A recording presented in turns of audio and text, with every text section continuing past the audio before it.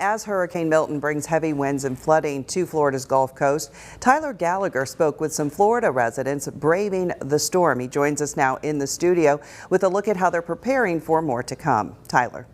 Thanks, Jill. Although many evacuation orders are in place across the Gulf Coast, some Florida residents have decided to stay put to protect their belongings from the storm. Imagine, and I'm telling you, this is beyond imagination.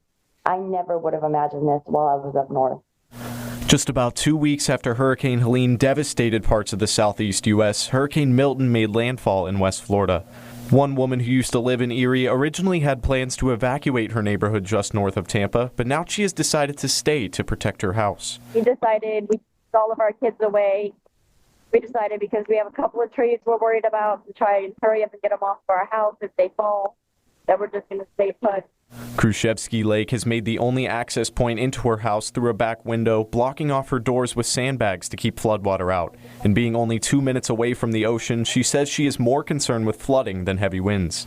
Right now I'm standing in Mill Creek, where the water here is only about 3 to 4 inches deep, I want to say. And that is nothing compared to the storm surges that they're expecting on the west coast of Florida, which are reportedly supposed to be up to 8 to 12 feet high. We have seen, a lot of wind. A lot of the wind a lot of the water surge is starting to kick up now, really on the Fort Myers Beach and that type of area over there. And they're definitely going to have some problems over there. So we're keeping our fingers crossed here.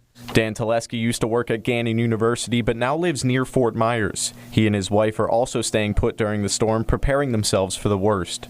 Mostly what we did is just, putting the shutters up, protecting, any areas where there's glass, anything like that, just boarding up loose debris, getting our cars into the garage, moving everything in. But Teleski says many Florida residents don't fool around with intense storms by evacuating inland and stocking up on fuel and supplies ahead of time.